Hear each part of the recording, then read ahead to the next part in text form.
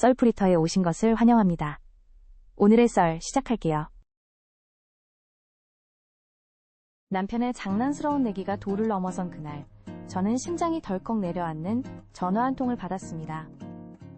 남편이 병원에 실려갔다는 소식이었죠.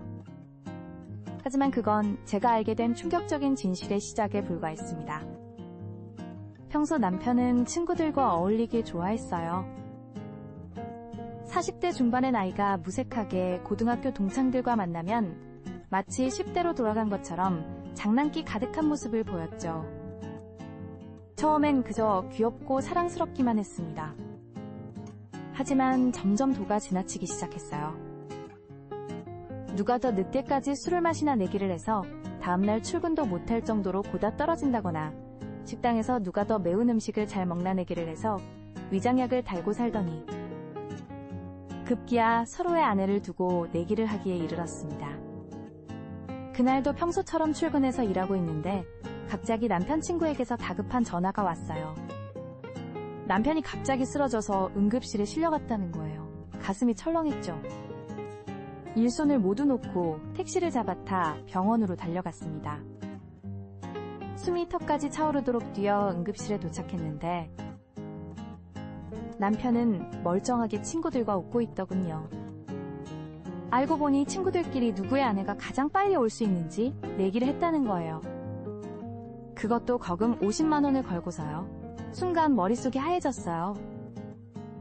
남편과 친구들은 제 표정을 보더니 웃음을 터뜨렸지만 저는 웃을 수가 없었습니다.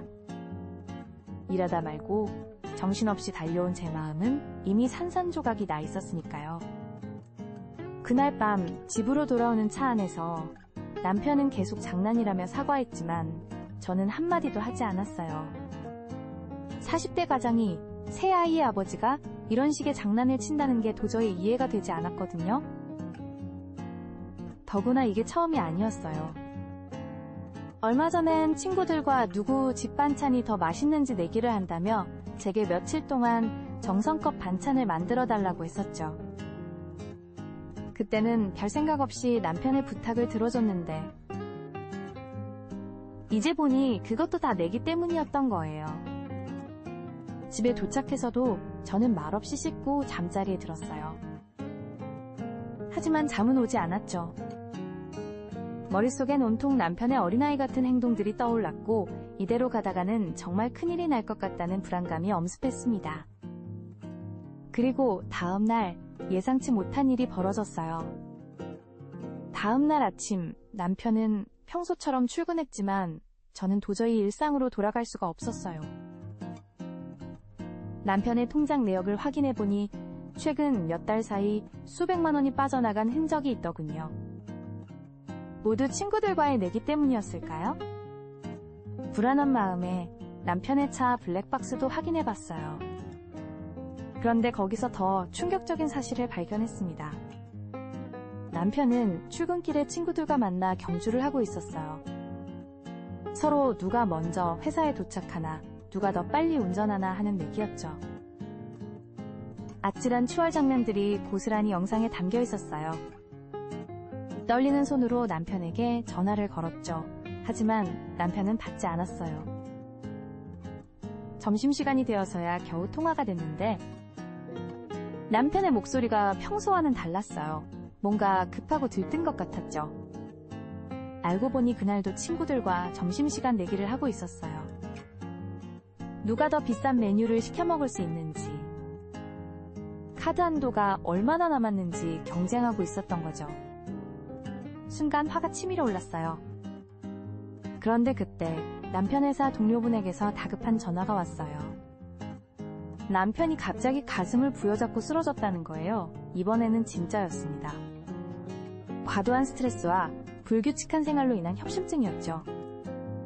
병실에서 만난 남편은 창백한 얼굴로 누워 있었어요.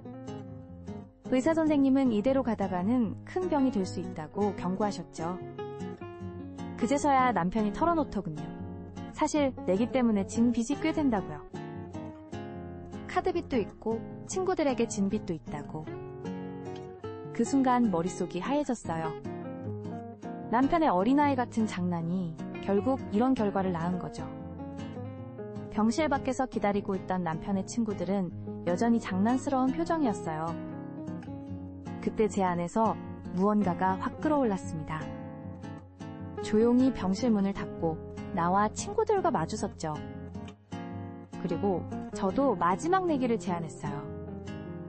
이제는 제가 내기를 하나 걸겠습니다. 우리 남편을 이런 도박꾼으로 만든 사람들, 과연 얼마나 책임질 수 있을까요? 제 차가운 목소리에 남편의 친구들은 순간 웃음을 멈췄어요.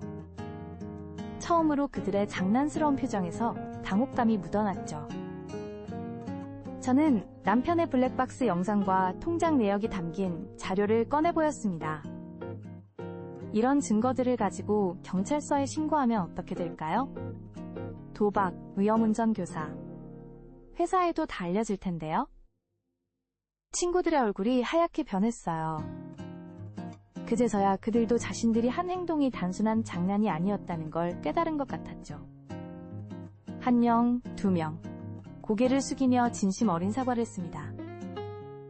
그날 이후로 남편의 친구들은 더 이상 위험한 내기를 하지 않겠다고 약속했어요. 오히려 서로를 챙기고 걱정하는 진정한 친구가 되기로 했죠. 퇴원한 남편도 많이 달라졌습니다.